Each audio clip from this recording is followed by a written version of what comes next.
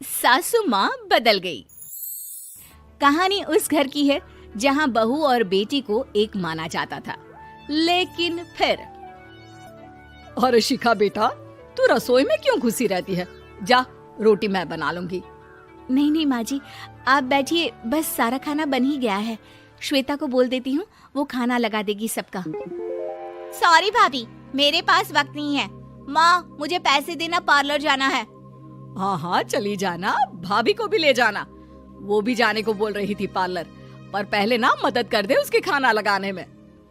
देख माँ, वो बहू है, उसे बहू रहने देना, इतना सर पर मत चढ़ा भाभी को। श्वेता, ज्यादा मत बोला कर।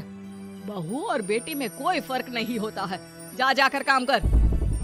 ननद को माँ का भाभी से इस तरह प्यार करना बिल्कुल अच्छा नहीं लगता। वो बार बार किसी न किसी तरह माँ को भाभी के खिलाफ भड़काती रहती, लेकिन कोई फायदा ना होता।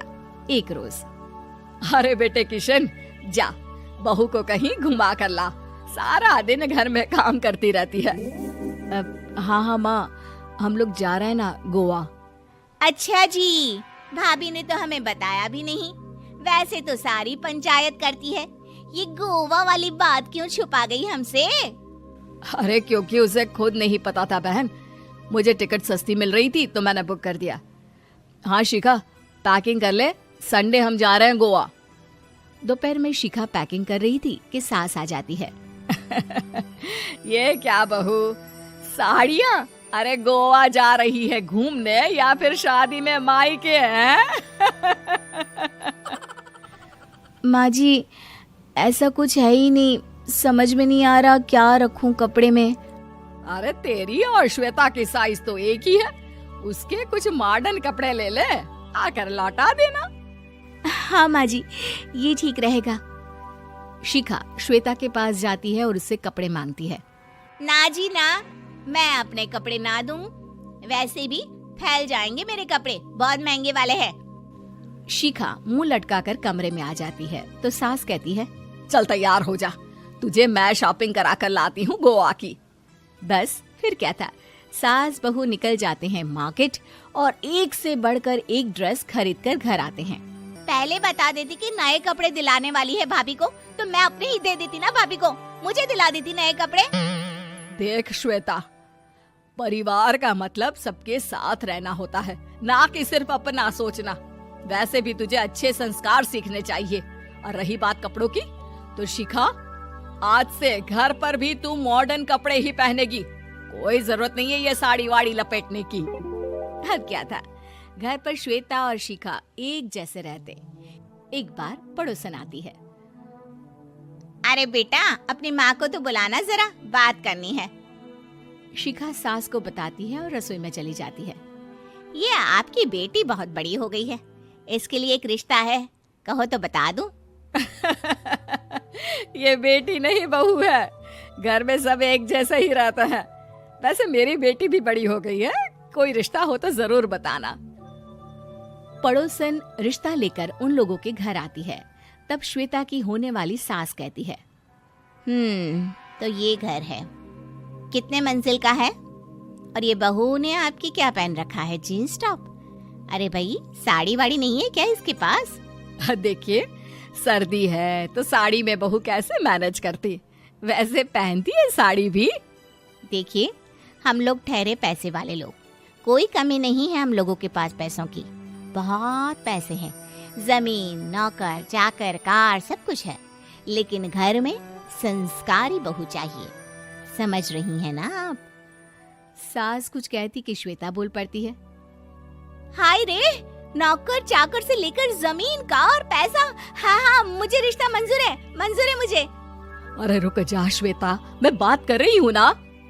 देखिए, हम लोगों के घर इतनी आजादी नहीं मिलेगी।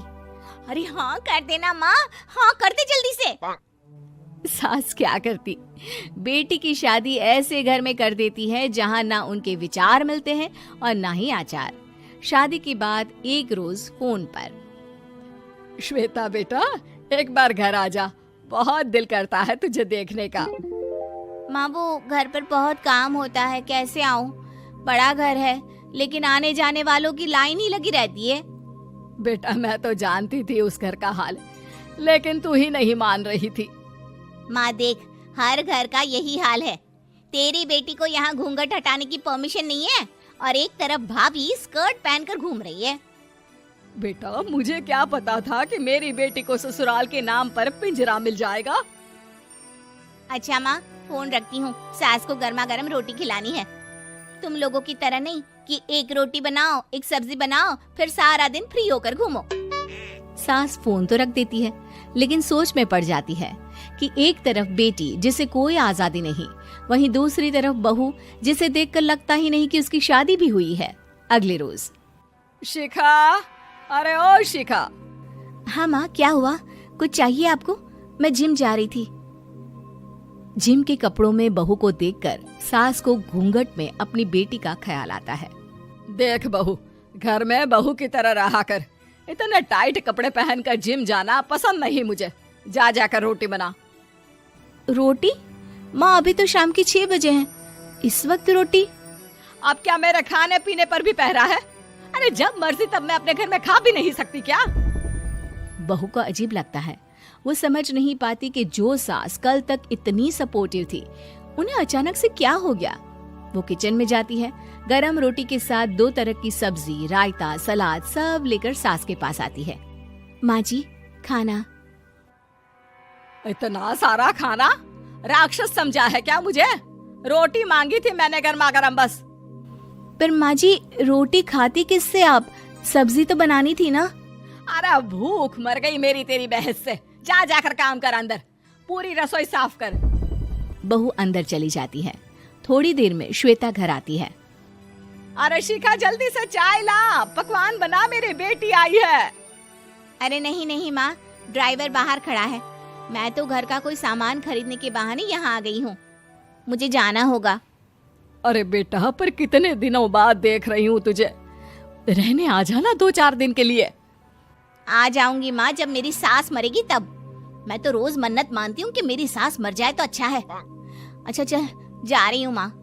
हे भगवान, कैसे कैसे दिन देखने पड़ रहे हैं मेरी बेटी को।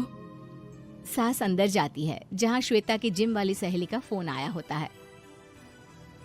क्या बात है, आज जिम नहीं आई?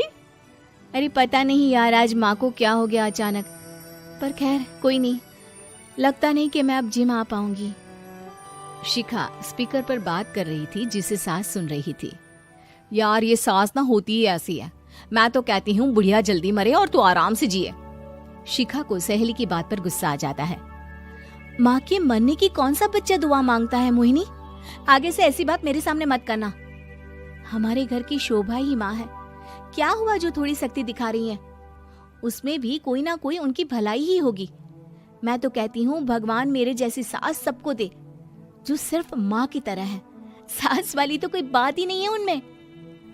सास ये बात सुन रही थी। उनकी आंख में आंसू आ जाते हैं कि क्यों वो बेटी की किस्मत में बहू को भी भागीदार बना रही थी। शिखा, अरे ओ शिखा, क्या हो गया? जिम नहीं जाना क्या?